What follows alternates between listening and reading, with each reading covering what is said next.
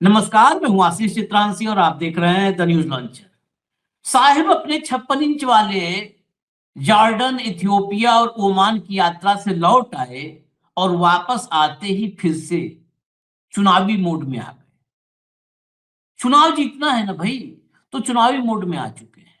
अब वो दिल्ली से निकल गए, अभी लौटे 3 देश से, दिल्ली से निकल गए। इसीलिए कहा जाता है कि 18 घंटे काम करते हैं। आपने इंटरव्यू सुना होगा, थकते क्यों नहीं आप? क्योंकि चुनाव जीतना, इसलिए नहीं थकते हैं। फिर निकल गए हैं 2 दिन के लिए दिल्ली से बाहर। आज पश्चिम बंगाल में उनकी चुनावी रैली होनी थी, लेकिन जहां जहां चरण पड़े साहेब के, तहां तहां बंटा धार। मामला दुखद भी है, लेकिन मजबूरी है, तंज व्यंग न करें तो करें क्या।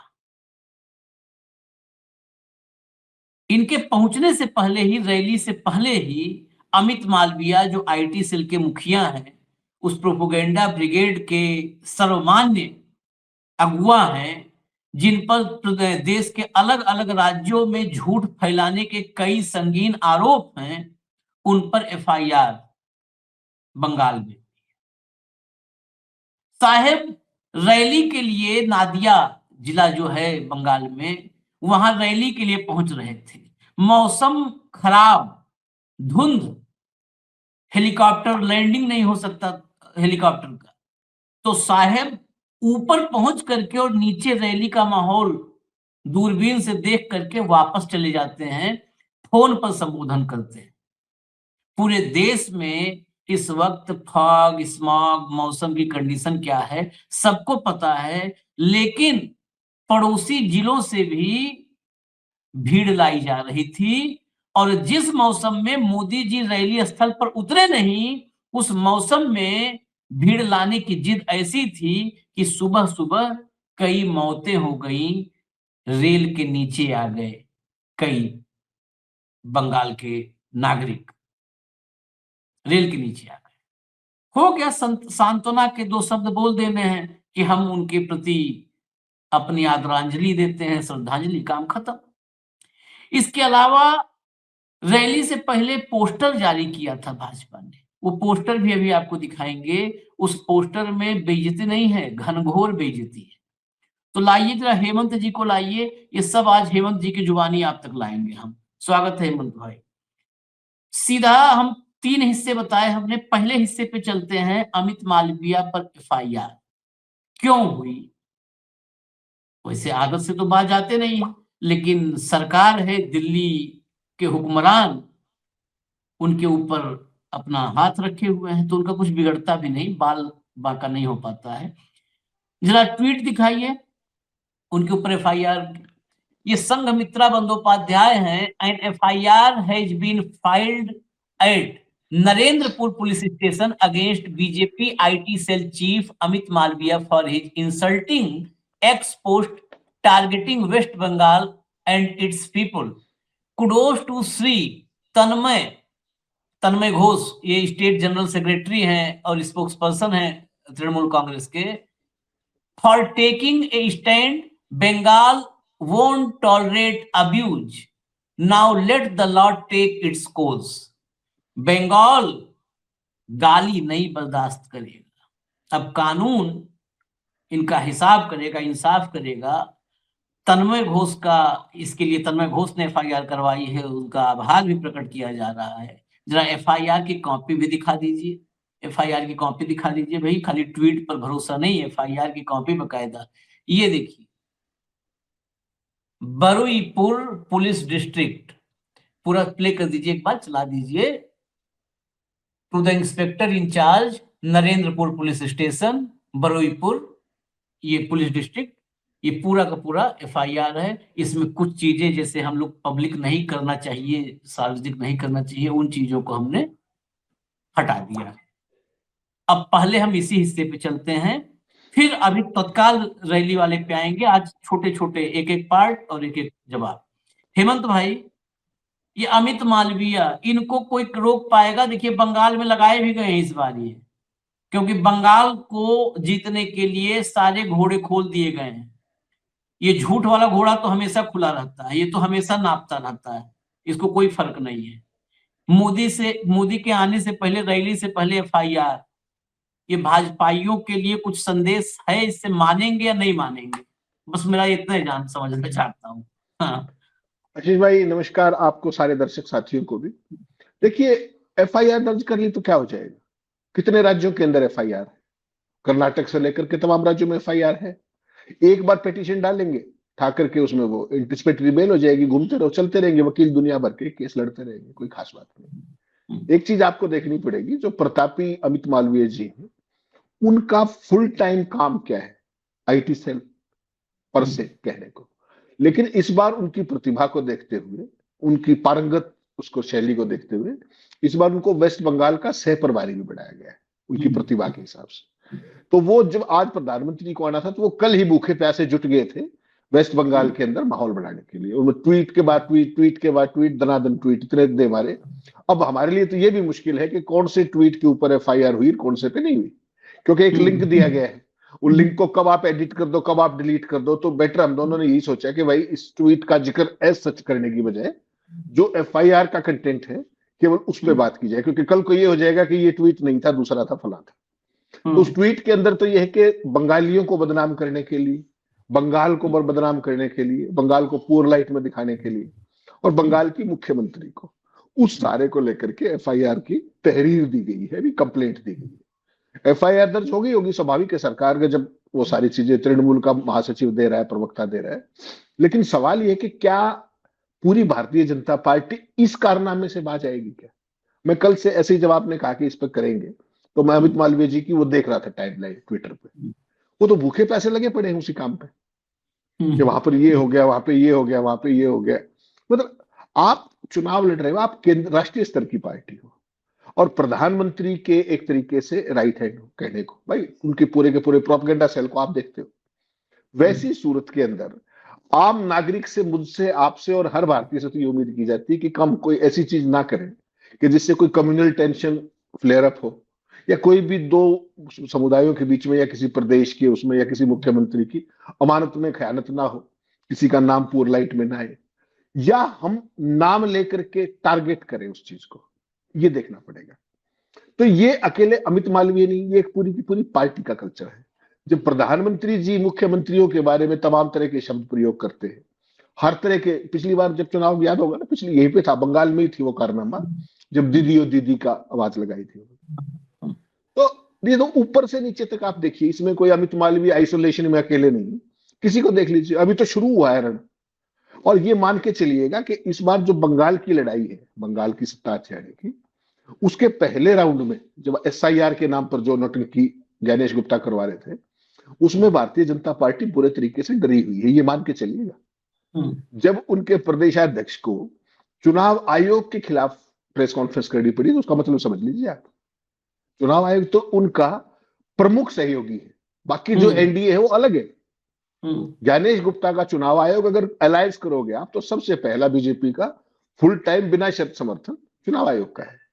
उसके बावजूद वेस्ट बंगाल यूनिट के अध्यक्ष ने जिस तरीके से चुनाव आयोग पे सवाल उठाए, उसके कामकाज पे, एसआईआर पे, तो आप समझ लीजिए कि बीजेपी इस बार चुनाव में उतर रही है थोड़ी सी डरी हुई, कि एसआईआर के जरिए जो खेल करने जा रहे थे वो शायद संभवतः नहीं कर पाए। तो वैसे में अब दूसरा ऑप्शन क्या है?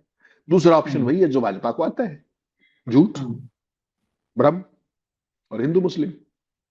ये कर दिया, वो कर दिया, ममता ने ये कर दिया, फला कर दिया। प्रधानमंत्री जी आज रैली पे नहीं पहुंच पाए, मौसम खराब था।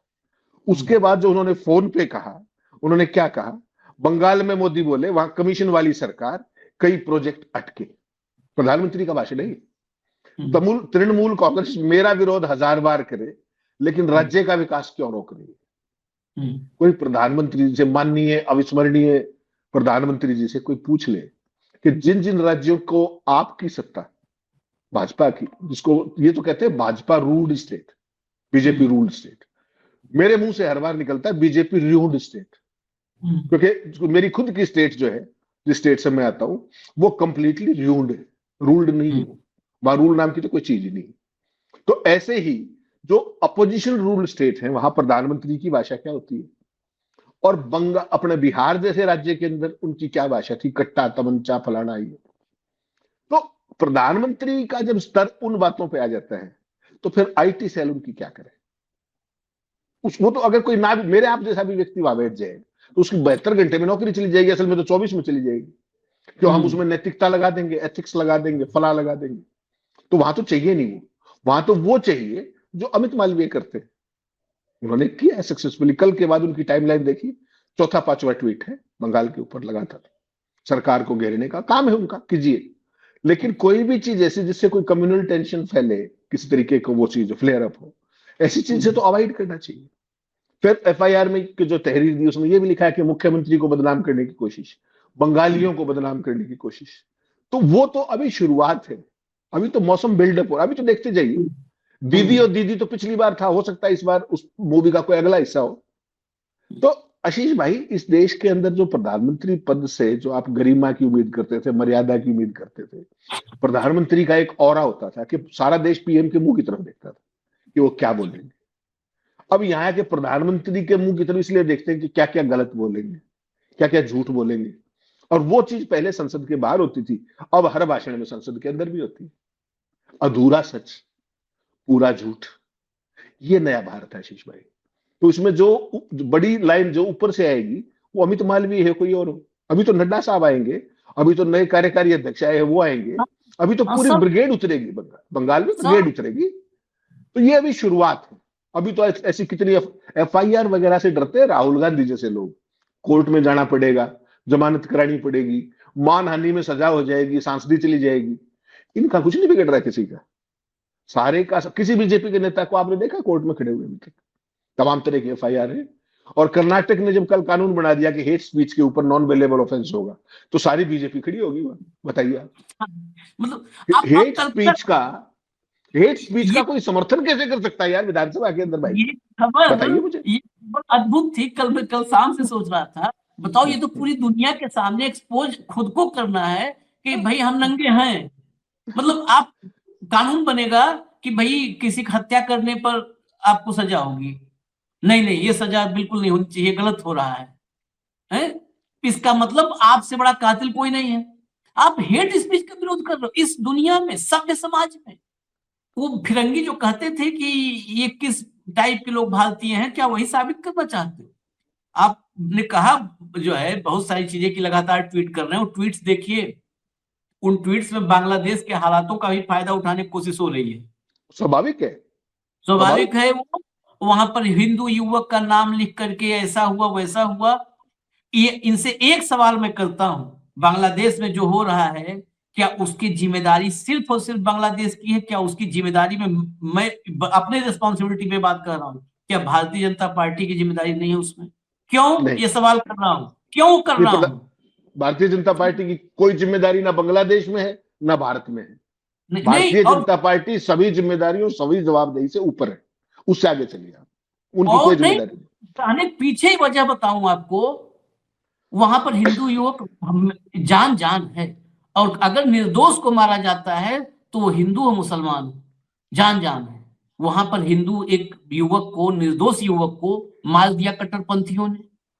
आप यहां पर उससे भी उसका भला नहीं कर रहे हो, ना यूनुस से बात आप कर रहे हो, ना आपका सरकारी कोई पहल दिखाई दे रहा। सरकार अपनी पहल बताए ना, उसको फेसबुक पर डाल डाल करके आप अपनी राजनीतिक रोटी सेक रहे हो। दूसरी तरफ वैसा ही एक निर्दोष अखलाक था, उसका फ्रिज चेक करके मार डाला था। आज आपकी सरकार क्या मुंह दिखाओगे दुनिया में भाई? तुम लोग क्या, और ऊपर वाले क्या मुंह दिखाओगे? आपकी सरकार जो उसके हत्यारे हैं, आरोप जिन पर है, उनसे मुकदमा वापस लेने के लिए अदालत में याचिका लगाई हुई है। बताओ, तुम किस मुंह से? इसीलिए सरकारी लेवल पे कोई बात नहीं कर पाते हैं, क्योंकि इनके पास वो जो कहते हैं ना चेहरा, फेस लॉस हो चुका है ना। चेहरा ही नहीं है कि किसी से बात करें कि भाई हमारे मतलब हिंदू समाज के लोग तुम्हारे यहाँ अल्पसंख्यक क्यों मारे जा रहे हैं। वो एक बार अगर नाम गिनाना शुरू कर दे, आपके हरियाणा के 3 नौजवानों से लेकर के अखलाक तक के और कितने कितने के, अगर वो नाम गिनाएगा तो क्या मुंह लेके आओगे? मुंह तो चोखा हो जाएगा तुम्हारा। तुम लोग इस समाज में इतना नफरत बो रहे हो कि कौन उसको काट पाएगा, उसकी फसल आने वाली पीढ़ियां अगर काटेंगी तो तबाह हो जाएंगी। आगे बढ़ते हैं मोदी जी वाले रैली पर, वो तो मौसम की वजह से चले आए। मैं आप ही के हवाले कर रहा हूँ, ट्वीट चलाइए भैया, जरा पढ़ के बताइए हेमंत भाई। आज तृणमूल कांग्रेस जो वहां पे रैली थी, उसके अंदर जो हादसा हुआ और उसके बाद ट्रेन के नीचे जो कुछ हुआ, तो उसके अंदर तृणमूल कांग्रेस ने ये किया है ट्वीट कि लोग लाए गए थे अन्य जिलों से भेड़ बकरियों की तरह, पशुओं की तरह नरेंद्र मोदी जी की रैली के लिए, बिना किसी सुरक्षा के प्रबंधों के, ना भीड़ प्रबंधन के, और ना मानव जीवन के किसी भी प्रकार की चिंता जताए।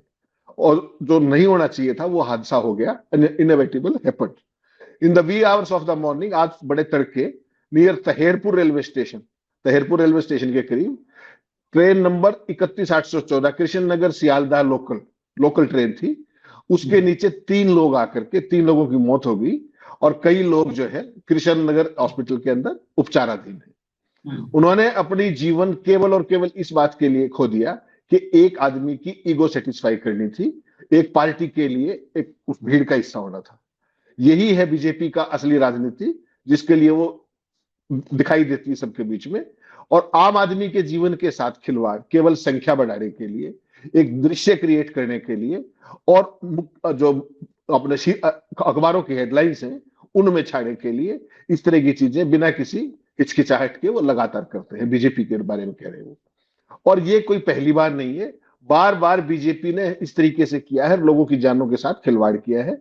जहां भी वो जाते हैं वहां पर इस तरह की मौत और बर्बादी का मंजर छोड़ के आते हैं।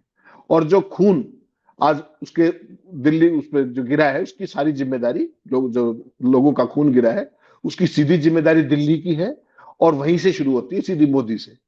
यदि प्रधान सेवक पॉलिटिकल रैली के अंदर वो उस तरह की चीज नहीं क्रिएट करते, तो कम से कम इस देश से माफी मांगनी चाहिए और दफ्तर से इस्तीफा दे देना चाहिए, अपने पद से इस्तीफा देना चाहिए। ये बात तृणमूल कांग्रेस कह रही है। तो इस्तीफा तो राजनाथ जी ने बता दिया कि नहीं होते, तो वो तो बहुत पहले बता चुका है, उस नीति पे पार्टी लागू भी है, कोई समस्या नहीं। लेकिन अपोलॉजी और उन लोगों के लिए एक बेहतरीन जो एक वो हो सकता है, एक मुआवजा या कुछ, वो जरूरी है। और आप ये बताइए, जिस प्रधानमंत्री जी क्या कहते हैं कि विकास कार्यों को मैं ड्रोन भेज करके देख लेता हूँ सारी चीजें, तो आजकल किसी जगह का मौसम देखना तो मेरे ख्याल 72 घंटे का फोरकास्ट तो बहुत एक्यूरेट होता है। ऐसी जगह पे रैली जहां पर मौसम ठीक ना हो, लैंडिंग पॉसिबल ना हो पाए, वहां पर कैसा मौसम होगा, कितनी धुंध होगी। जिस जगह प्रधानमंत्री का चॉपर लैंड नहीं हो सकता, वहां मैं और आप कैसे लैंड करेंगे, ट्रेन से और बसों से भर के भीड़ की तरह। थोड़ा सा देखना चाहिए। अभी चुनाव में समय है, 10-20 दिन बाद मौसम ठीक हो जाए तब देख लीजिए। आजकल तो पूरे महीने का फोरकास्ट आ जाता है कि भाई किस दिन क्या स्थिति होगी। तो ये जो मौतें हुई है वास्तव में दुर्भाग्यपूर्ण है, और जो मृतक हैं उनको हम भी श्रद्धांजलि देते हैं अपने न्यूज लॉन्चर की तरफ से, और जो घायल हैं उनकी शीघ्र स्वास्थ्य होने की कामना करते हैं। हेमंत भाई ने बहुत मतलब लॉजिकल बात कही है। नहीं, चुनाव प्रचार करो भाई, चुनाव प्रचार ही तो कर रहे हो 11-12 साल से आप लोग, करो, कौन रोक पाएगा।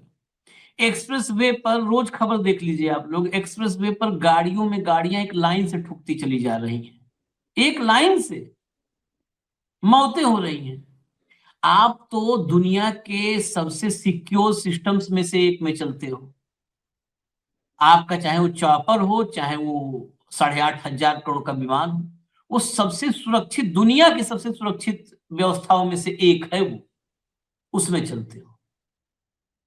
दिन जब से ये शुरू हुआ होता है फॉग, कोई दिन नहीं है जब हर जिले में फॉग में, मतलब धुंध की वजह से बस टकरा गई, ट्रैक्टर टकराया, इतने मर गए, उतने मर गए। कोई दिन है जब अखबार के समय में या टीवी के समय में हम लोग थे, कोई दिन ऐसा होता था फॉग में, धुंध में? आप उस धुंध में, आप तो सबसे सिक्योर सिस्टम में हो, आपने लैंड भी नहीं किया अपना हेलीकॉप्टर, मौसम खराब है कहीं रिस्क नहीं लेंगे, लेकिन आपने लाखों लोगों, हजारों लोगों को, जितने भी आपके लिए आने को तैयार थे, या आने को कौन स्वतः स्फूर्त, कोई नहीं आता होता है रैली में, सब लाए जाते हैं पकड़ पकड़ के। और देखा है इस देश ने, एक नहीं हजार लाख क्लिप पड़े हैं ऐसे।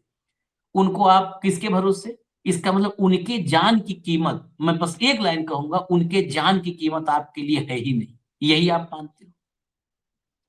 जो फिल्मों में कहा जाता है ना, कीड़े मकोड़े जैसे हो, कीड़े मकोड़े जैसे जियोगे और कीड़े मकोड़ों जैसे मर जाओगे। क्या यही मान रखा है आप लोगों ने? जिस मौसम में आप नहीं उतर सकते हो, उस मौसम में अलग अलग जिलों से, अरे नादिया में था, वहां के लोग जितने आ जाते। आप अलग अलग जिलों से कैसे लेकर के आ रहे हो भाई?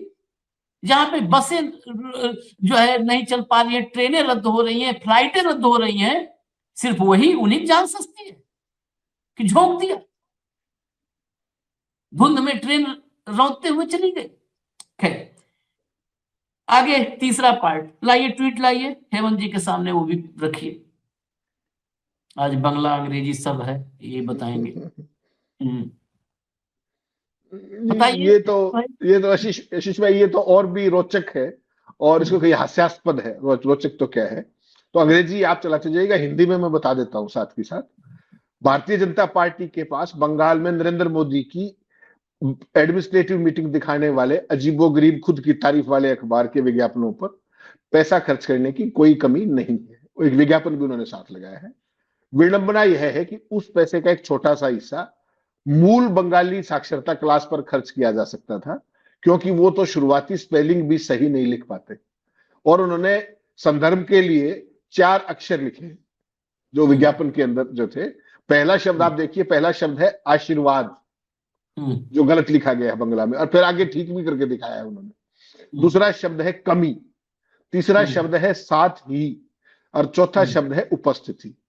तो प्रधानमंत्री जी के अगर विज्ञापन में, अखबारों में जो करोड़ों रुपए के विज्ञापन है, उसमें अगर वर्तनी भी ठीक नहीं है, तो आप कल्पना कर सकते हैं कि बंगाल और बंगाली से कितना प्रेम है। तो इस ट्वीट में आगे क्या लिखा गया है कि इसमें हैरानी की कोई भी बात नहीं। ट्वीट है ये तृणमूल का, मेरा और आशीष चंद्रांशी का नहीं। आखिर यह वही पार्टी है जिसके नेता बंगाली भाषा को बांग्लादेशी भाषा कहकर खारिज करते हैं। इसकी वैधता पर ही सवाल उठाते हैं, बंगाल की सांस्कृतिक शब्दावली को बिगाड़ते हैं, और लापरवाही से वंदे मातरम को वंदे भारत में बदल देते हैं। आपको ध्यान होगा ना, आपके अनुराग ठाकुर ने संसद में कितनी बार, और तमाम भाइयों ने कहा था। तो फिर लास्ट पैरे में वो कहते हैं कि यह एक सभ्यागत जुड़ाव की कमी है, सिविलाइजेशन डिस्कनेक्ट। सभ्यागत जुड़ाव के ये बंगाल से अपने आप को जोड़ नहीं पाते, ना बंगाली से जोड़ पाते। एक ऐसी पार्टी जो बंगाल को शक, नफरत और सांस्कृतिक अनपढ़पन की नजर से देखती है, वह अचानक इस पर शासन करने का नाटक नहीं कर सकती। एक ऐसी पार्टी जो पिछले दरवाजे से बंगाल पर कब्जा करने का सपना दिखाती है, वह उस जमीन की भाषा को सही से लिख भी नहीं सकती। आपकी अज्ञानता साफ दिख रही है, योर इग्नोरेंस इज शोइंग। और ट्वीट को अगर आगे दिखाएंगे तो उसमें वो विज्ञापन भी है जिसमें बाकायदा शब्द मार्क किए गए हैं कि ये आपने गलतियां की है। तो जिस अब प्रधानमंत्री का विज्ञापन भी अगर गलत हो सकता है भाई साहब, तो पूरे विज्ञापन के अंदर बाकायदा उन्होंने मार्क किया है कि कौन कौन से शब्द गलत है, ऊपर गलत और नीचे ठीक। ये देखिए 1 2 3 4 जो 4 शब्द मैंने आपको बताए, वो चारों शब्दों में गलती है। तो प्रधानमंत्री का विज्ञापन अगर गलत हो सकता है, और गलतियां तो और भी है नीचे की तरफ आप चलेंगे तो ये 5वीं गलती भी पकड़ में आ गई। तो अब समस्या है अति विश्वास कह लीजिए इसको।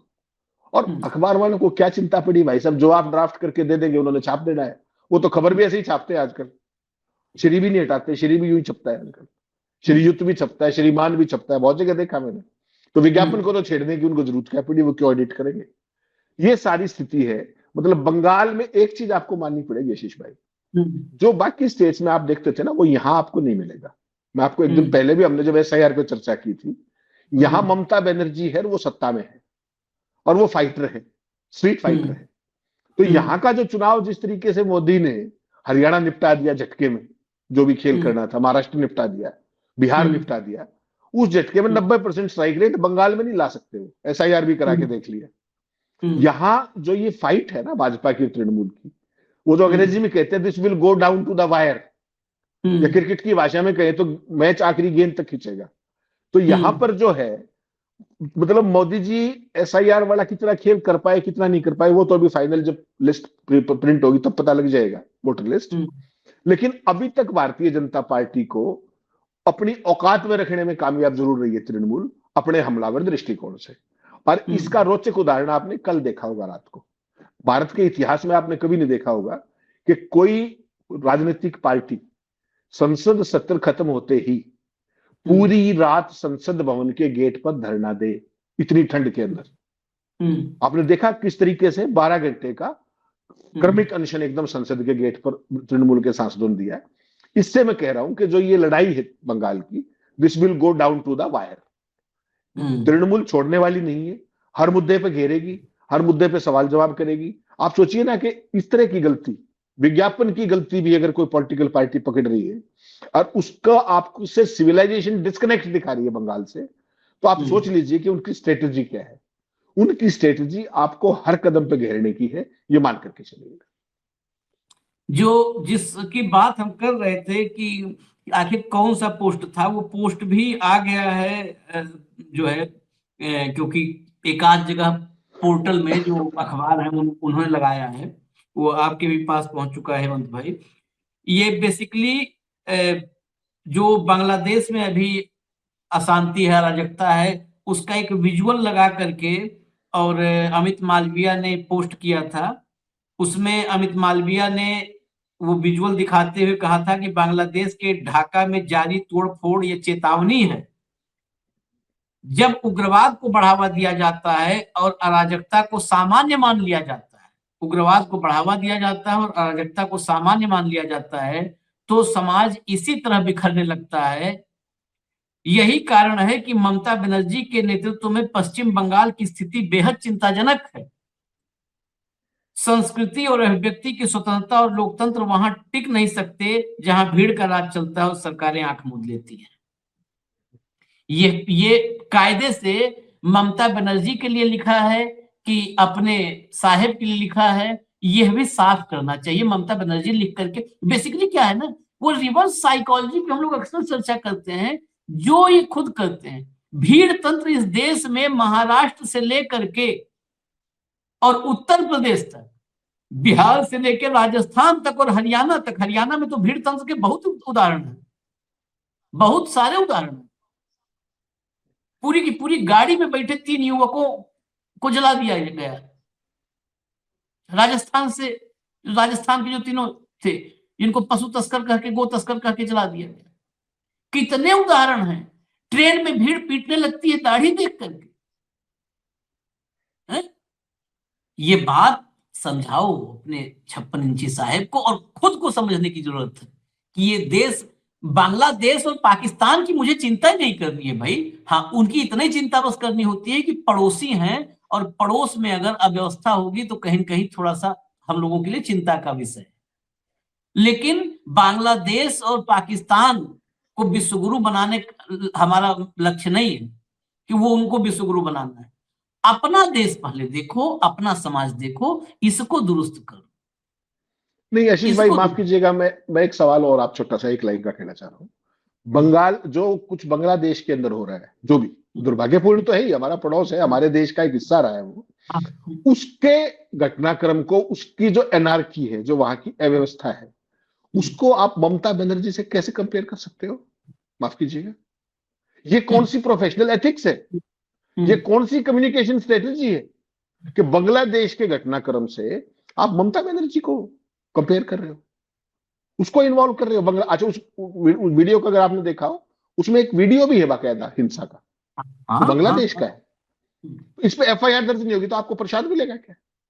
सोचिएगा कि किसी कांग्रेसी ने या किसी विपक्ष के नेता ने बांग्लादेश की वीडियो लगा करके किसी बीजेपी शासित राज्य का किया होता, उसका क्या हाल करते हैं? यही ज्ञान मोदी जी को अगर कोई दे देता वो वीडियो लगा तो। वही मैं कह रहा हूं।